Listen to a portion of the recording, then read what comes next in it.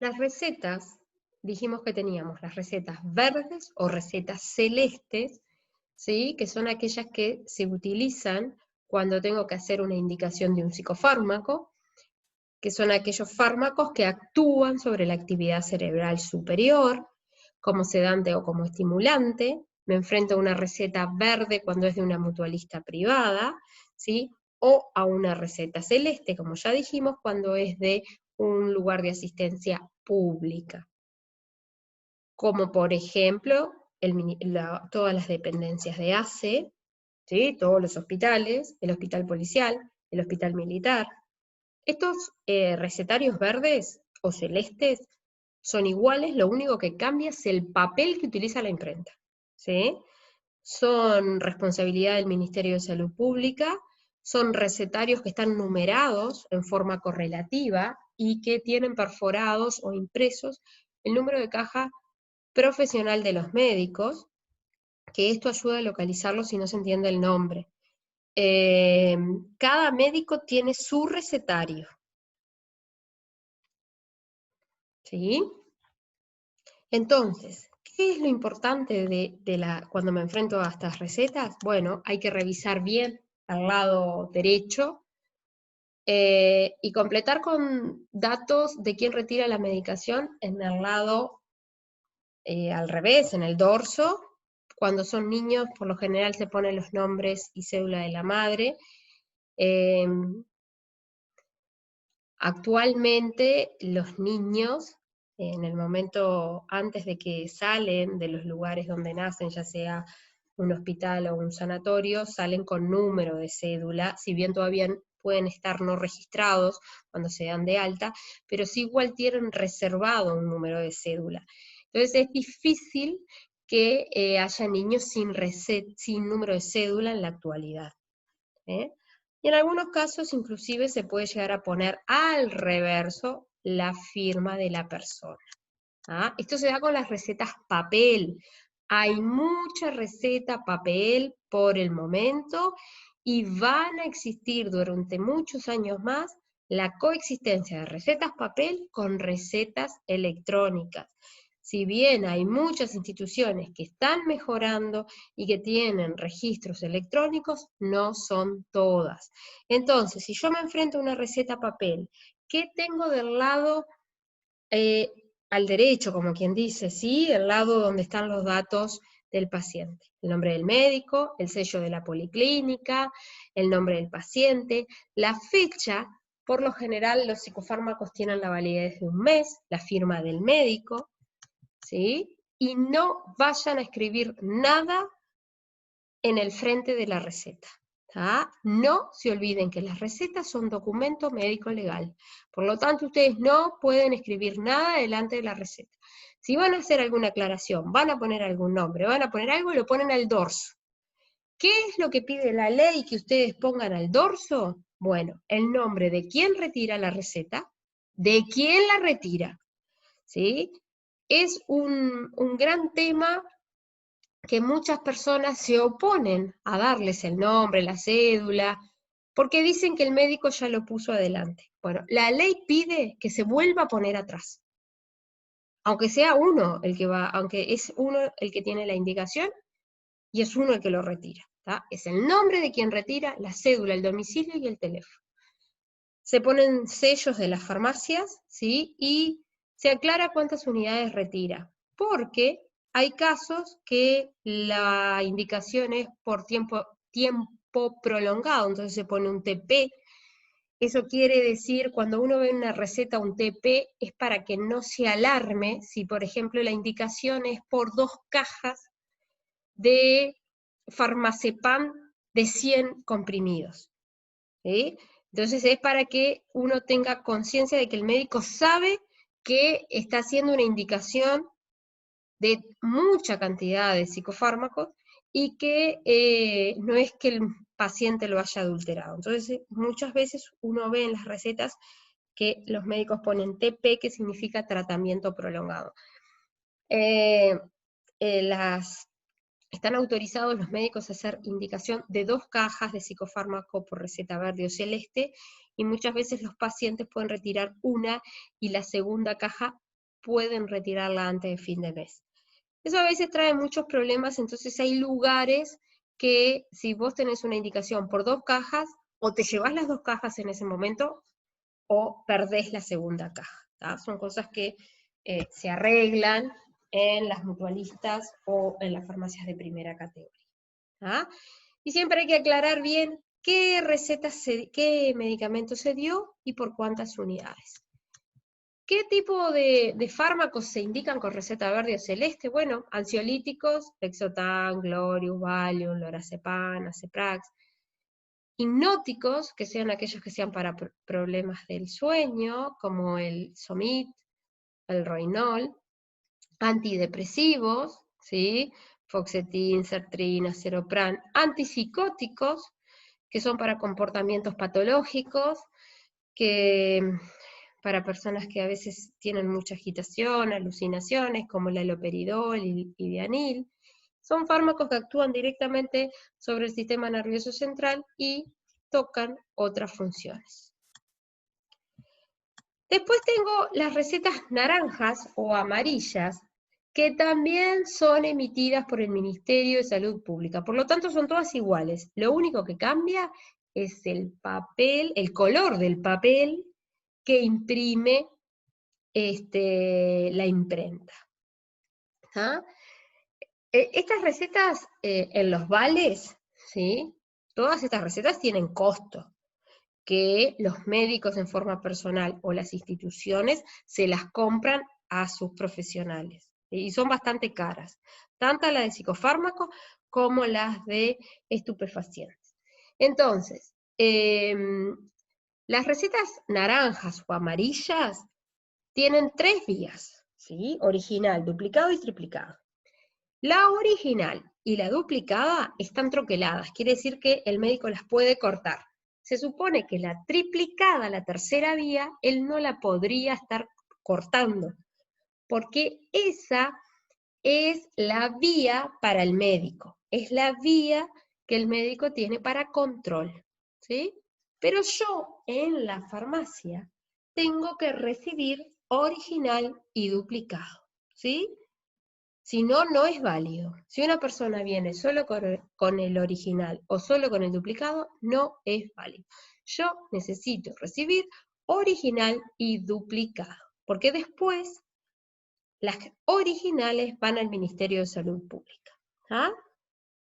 Cuando la farmacia compra fármacos con o sea, compra Ritalinas, compra morfina, para poder comprarlo no es solo que hace el pedido y no solo que los va a recibir, sino que la persona que les entrega la Ritalina o la morfina necesita un vale que se llama, ¿sí?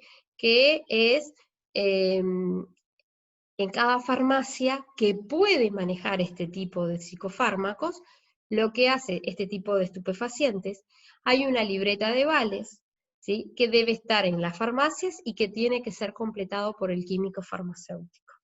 Y cuando ustedes hacen un pedido de morfina, Ritalina, el químico les tiene que dejar ese vale, porque si no, cuando les traen el pedido, no se los dejan, no se los bajan. ¿Ah? ¿Qué tipo de recetas se entregan contra las recetas naranjas o amarillas? Anfetaminas, que ahora ya no hay, y estupefacientes, ¿sí? Sustancias narcóticas que producen estado de sueño, se utilizan como analgésicos, sedantes, somníferos, incluye analgésicos mayores que causan adicción como la codeína, la morfina, el fentanilo, la meperidina, y psicoestimulantes que son, por ejemplo, el metilfenidato, que es la Ritalina, que se usan mucho. Entonces, esto para que se acuerden, la morfina es la más potente. Si los pongo en orden de potencia de los analgésicos, tendría la aspirina, la dorixina, el tramadol, la codeína y la morfina. ¿Qué otro de registros hay en las farmacias? Bueno, están los preparados magistrales. ¿Se acuerdan que los preparados magistrales son aquellos preparados que se indican en una receta que son personales, son individuales para cada paciente y lo hace el médico. Los registros son vitales en todas estas actividades, no se olviden que lo que no está escrito no existe, o sea, no se puede comprobar que se realizó. Los registros es un respaldo frente a una eventualidad. Todas las actividades que se realizan en el laboratorio tienen que estar registradas, y ahí cuando hablo de eso, hablo de que todas las materias primas que se utilizan, tengo que registrar lote, fecha de vencimiento, controles que eventualmente puedo hacer a la materia prima, ¿sí? Otro fraccionamiento que se hace es el fraccionamiento pediátrico. Son muy pocas las farmacias hospitalarias que lo están haciendo, hay algunas que lo hacen, que tienen un sector muy importante dedicado a esto, y hay algunas farmacias de primera categoría que son las que también lo hacen, por ejemplo, San Roque, Atahualpa, ¿sí? Y entonces, ¿cuándo yo me enfrento a hacer un fraccionamiento pediátrico? Bueno, yo me enfrento a hacer un fraccionamiento pediátrico cuando tengo una indicación médica de una dosis menor a las presentaciones comerciales. Por ejemplo, como está ahí, una indicación de espironolactona, 2,5 miligramos en plaza, y lo que hay en plaza, digo, es de espironolactona de 25. Obviamente un comprimido no se puede fraccionar en 10, ¿verdad? Y el niño puede necesitar un diurético con estas características, ahorradores de potasio, ¿sí? Que lo va a necesitar aparte por un mes en esa presentación, en esa dosis, porque después el niño aumenta su peso y ya no necesita 2,5, ya necesita capaz que 3, y al otro mes necesita 3,5. Entonces, obviamente, ningún laboratorio prepara eso. ¿Qué es lo que hacen? Estas farmacias compran la espironolactona de 25, que sí se vende, ¿sí? Y tomo 10 comprimidos, tomo un mortero, los muelo, le voy agregando lactosa, que era un vehículo sólido, hasta que completo, voy agregando lactosa, hasta que miro que la balanza llega a 5.000 miligramos, o sea, a 5 gramos. Le agrego colorante. ¿Por qué le agrego colorante? Porque yo voy a mezclar. Entonces yo necesito asegurarme que esa lactosa sea adicionada en forma homogénea. Y lo que va a hacer ese colorante es ayudarme desde el punto de vista visual a que yo diga, en este momento dejo de realizar el mezclado porque ya está distribuido en forma homogénea, está distribuido en forma pareja. Entonces yo me enfrento. Cada comprimido, ¿sí? De eso que yo compré, que se vende en la farmacia, que me trajo el laboratorio, cada comprimido tiene 25 miligramos de espironolactona, o sea, del principio activo. Pero tiene una cantidad de excipientes, que fue lo que estuvimos viendo, ¿no? Entonces, cada comprimido pesa 100 miligramos. ¿Yo cuántos comprimidos puse en el mortero? 10 comprimidos. Entonces, si un comprimido pesaba 100 miligramos y yo tengo 10 comprimidos, ¿cuántos van a pesar esos 10 comprimidos? 1000 miligramos. Entonces, ¿cuántos miligramos de espironolactona va a haber en mi mortero? 250 miligramos, ¿está? Que yo le agregué, ¿qué? Le agregué lactosa, o sea, espironolactona no le agregué solo lactosa hasta llegar a 5.000 miligramos. Lo fui agregando hasta que la balanza llegó a los 5.000. Y colorante. Entonces, yo ahora, ¿qué es lo que voy a tener?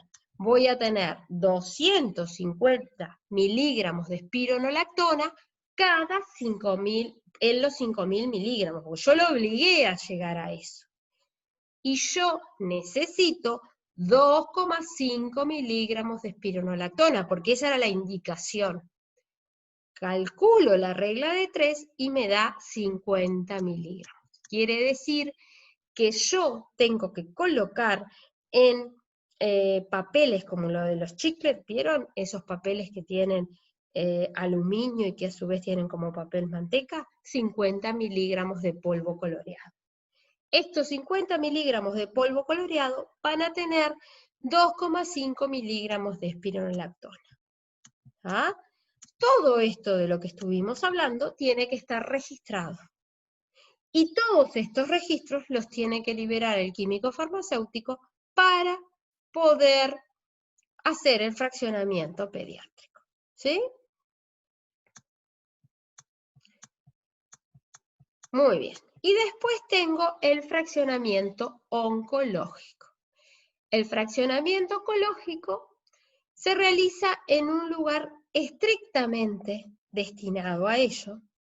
O sea, es un lugar, un sector construido o acondicionado para esta tarea, que tiene requisitos tales como paredes lavables, zócalos sanitarios, inyección de aire, esclusa para ingresar a la sala, flujo laminar.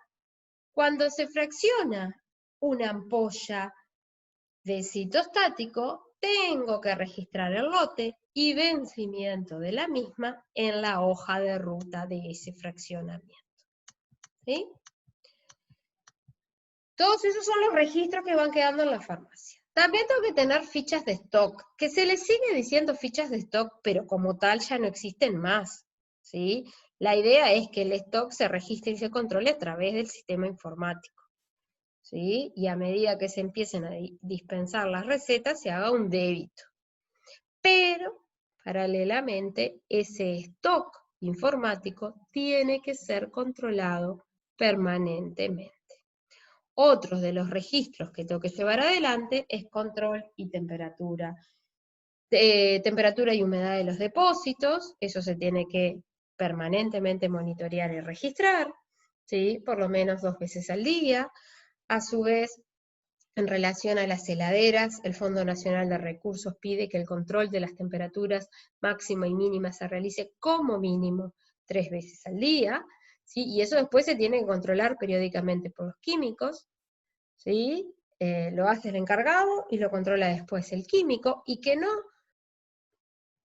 o sea, por lo general las planillas de control de temperatura tienen arriba la especificación entre 2 y 8 grados, de tal manera que yo cuando voy a controlar todos los días, si veo que me da 9, tengo que generar una alerta.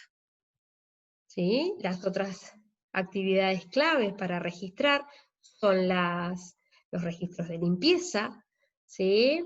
Entonces se tienen planillas donde se vaya registrando qué se limpió, cuándo, siguiendo un SOP, siguiendo un procedimiento operativo estándar que me garantice cómo hacer esa limpieza y con qué frecuencia.